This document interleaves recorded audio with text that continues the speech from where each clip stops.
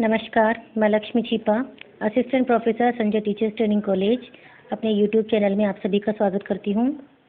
हम जो पढ़ रहे हैं अभी बीएड सेकेंड ईयर का पेपर 10 असेसमेंट फॉर लर्निंग, इसका हम टॉपिक जो आज पढ़ने जा रहे हैं वो है कोरिलेशन, सहसंबंध। बहुत ही इम्पोर्टेंट टॉपिक है ये और इसमें से निश्चित रूप से 15 नंबर का क्वेश्चन आता है। तो चलिए हम शुरू करते हैं। सहसंबंध का अर्थ समझने के लिए हम कुछ परिभाषाओं को देखेंगे। पहली परिभाषा है लैथरॉप के अनुसार, सहसंबंध दो चल राशियों में पाए जाने वाले संयुक्त संबंध की ओर संकेत करता है। लैथरॉप के अनुसार सहसंबंध जो होता है वो दो चल राशियों में यानी कि दो वेरिएबल्स के मध्य में जो रिलेशन होता है ना उसकी ओर संकेत करता है। दूसरा है गिलफोर्ड के अनुसार, सहसंबंध गुणांक वह अकेली संख्या है जो यह बताती है कि दो वस्तुएं किस सीमा तक एक दूसरे से सहसंबंधित है तथा एक के परिवर्तन दूसरे के परिवर्तनों को किस सीमा तक प्रभावित करते हैं। अर्थात गिलफोर्ड के अनुसार जो सहसंबंध गुणांक है वो होता है कि दो चल राशियों में से यदि एक चल राशि में परिवर्तन होता है तो उसका प्रभाव दूसरी चल राशि पर कितना पड़ता है। ठीक है। फिर है फर्ग्यूसन के अनुसार, सहसंबंध का उद्देश्य दो चल राशियों में पाई जाने वाली संबंध की मात्रा का पता लगाना होता है। फर्ग्यूसन के अनुसार सहसंबंध का उद्देश्य क्या होता है कि जो दो चल राशियां हैं, दो वेरिएबल्स हैं, उनके मध्य में जो रिलेशन है उसकी मात्रा कितनी है इसका पता लगाना जो है सहसंबंध का उद्देश्य है। तो जो उपरोक्त परिभाषाएं हैं, इन परिभाषाओं के आधार पर हम यह निष्कर्ष निकाल सकते हैं कि जब दो चल राशियां इस प्रकार से संबंधित हो कि एक चल राशि के बढ़ने से दूसरी चल राशि बढ़े या एक चल राशि के घटने से दूसरी चल राशि घटे, ठीक है, या एक चल राशि के बढ़ने पर दूसरी चल राशि घटे और एक चल राशि के घटने पर दूसरी चल राशि बढ़े। तो इस प्रकार से यदि एक चल राशि दूसरी चल राशि को प्रभावित करती है, इट मीन्स उन दोनों में सहसंबंध पाया जाता है।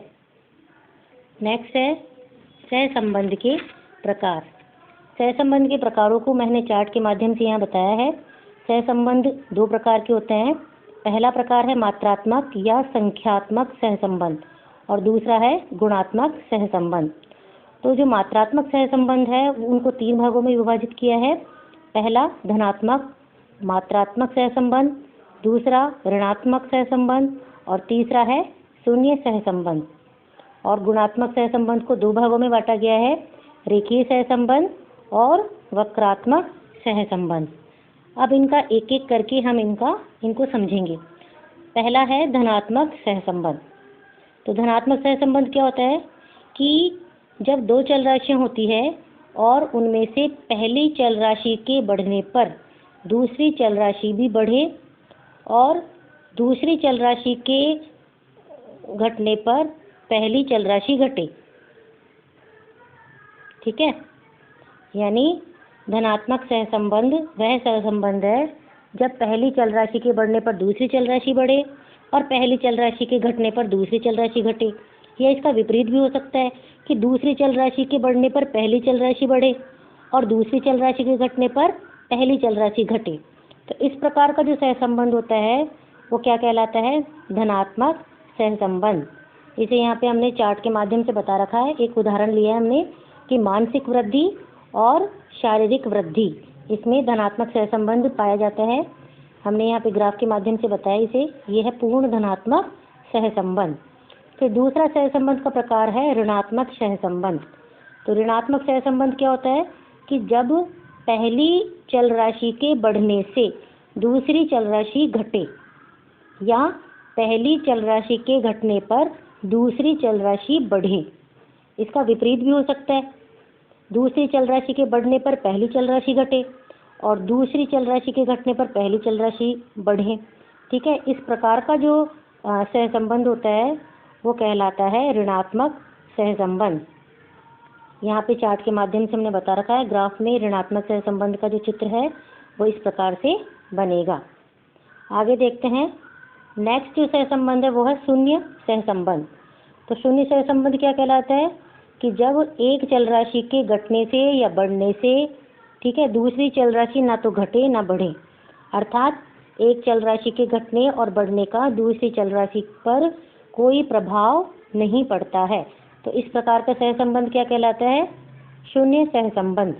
यहाँ पर उदाहरण के माध्यम से समझाया गया है कि आर्थिक स्तर के घटने या बढ़ने का उत्तीर्ण प्रतिशत पर कोई प्रभाव नहीं पड़ता है। यहाँ इन दो चल राशियों में कैसा सहसंबंध है? शून्य सहसंबंध।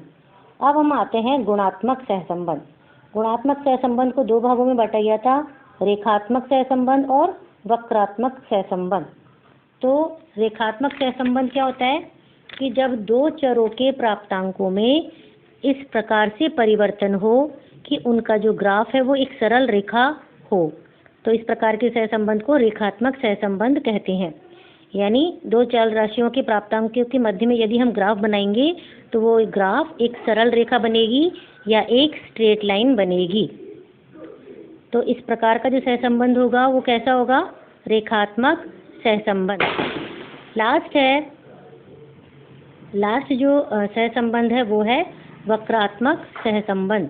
तो वक्रात्मक सहसंबंध क्या होता है कि जब दो चरों के प्राप्तांकों में परिवर्तन एक सीमा तक तो धनात्मक हो तथा उसके बाद ऋणात्मक सहसंबंध हो, तो इस प्रकार का सहसंबंध वक्रात्मक सहसंबंध कहलाता है। यानी जैसे हमने उदाहरण लिया है आयु और स्मरण शक्ति में, ठीक है। आयु हम देखते हैं कि प्रारंभ में जैसे जैसे हमारी आयु बढ़ती है तो हमारी स्मरण शक्ति भी बढ़ने लगती है, लेकिन एक सीमा पर आकर आयु तो बढ़ती रहती है लेकिन हमारी स्मरण शक्ति धीरे धीरे कम होने लग जाती है। तो यदि हम आयु और स्मरण शक्ति के मध्य में हम ग्राफ बनाते हैं तो ये ग्राफ हमें इस प्रकार का प्राप्त होता है। प्रारंभ में तो ये धनात्मक है और एक सीमा पर जाकर के ये रुक जाता है और फिर ये ऋणात्मक सहसंबंध हो जाता है। तो इस प्रकार से ये जो ग्राफ बनाए ये एक वक्र के रूप में बनाए, इसीलिए इसे वक्रात्मक सहसंबंध कहते हैं। आशा है आप लोगों को जो ये वीडियो है ये पसंद आया होगा, ठीक है। अब इसमें थोड़ी क्लियरिटी भी है, तो आप जो है अगर आपको वीडियो पसंद आया तो इसको सब्सक्राइब करना, ठीक है। और नेक्स्ट जो है हमारा टॉपिक वो है सहसंबंध गुणांक की गणना करना। Thank you.